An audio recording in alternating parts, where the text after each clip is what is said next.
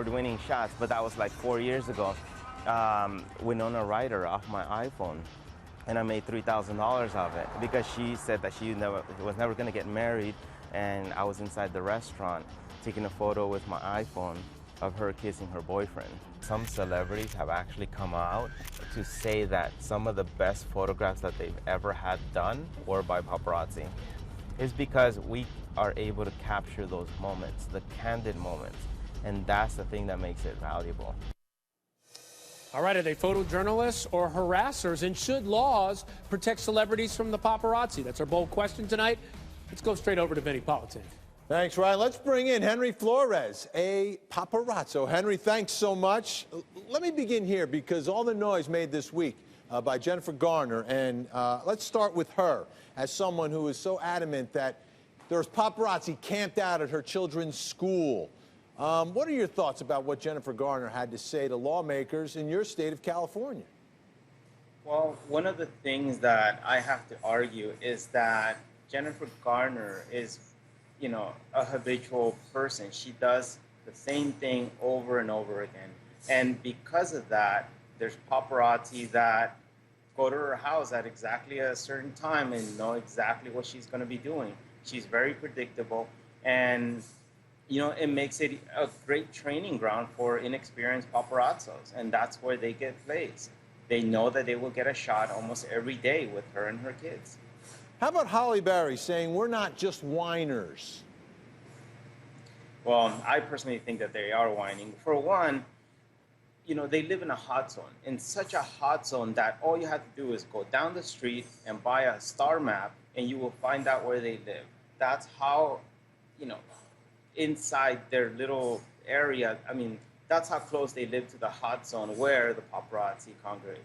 All the celebrities live there. They all want basically their cake and eat it too. They want, to go to the Brentwood Country Mart where all the paparazzi are and not be photographed. It's just nonsense.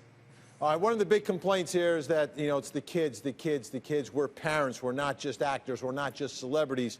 Who, from your perspective, does a good job of being who is a celebrity, who has done a good job of being a parent first and keeping their kids away from you guys? Well, I'll give you one that lives right in the heart of everything, and that was Tom Cruise. When he was with Nicole Kidman, he had 2 kids with her, adopted kids, Isabel and Connor. And not one person, I can guarantee you, knows that they even existed. The Demi Moore is another perfect example. She moved out of state. She still maintained a vivid career and was able to raise her kids outside of the spotlight. All right, let me throw a couple more names at you, and you give me your perspective on them and their dealings with the paparazzi and your interest or lack of interest. Let's go with Harrison Ford. Okay, fantastic. Harrison Ford, the reason why he's not photographed that much is because he goes out of his way to make himself boring to the media. For example, he wears the same blue shirt every single day. He wears the same blue jeans. Today, he was photographed in New York wearing, guess what? A blue shirt and blue jeans. And so therefore, it seems like it's an everyday occurrence. Therefore, they will never publish him for fashion. They will never publish him for a story because it's always the same thing. And therefore, how about Robert De Niro? Robert De Niro is I could talk about Al Pacino. I never photographed Robert De Niro, but Al Pacino is another prime example that always wears a black shirt and black slacks every single day that he's out and about. Therefore, there's no story behind it. There's no fashion. There's nothing. People have no interest in them. How about Sarah Jessica Parker, Sex and the City? One more time? Sarah Jessica Parker from Sex and the City?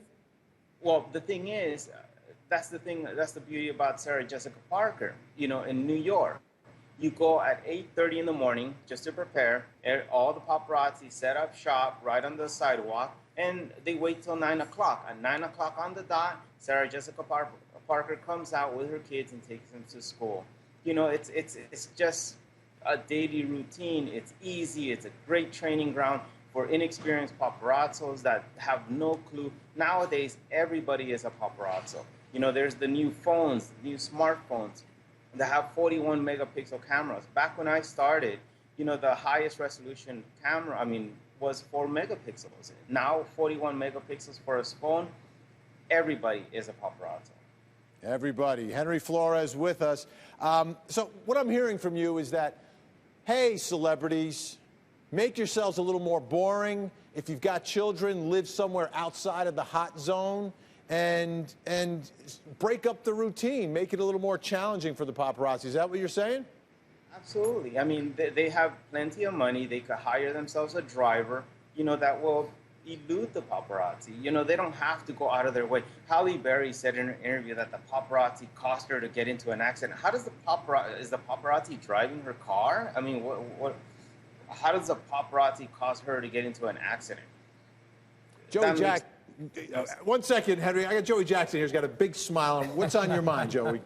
Well, I wouldn't know, all right, because I don't have paparazzi chasing me, but the bottom line is this. I think people have a right to live their lives. The fact that they're celebrities, God bless them, they've worked hard for it, but to think they should change up their routine or not give their kids normalcy because they want to evade people that they find invasive, right, in their life, as Marvette was talking about before, I think that's a problem. I think everybody should enjoy the quality of life that they want to enjoy without having someone chase them, follow them, and beat them down.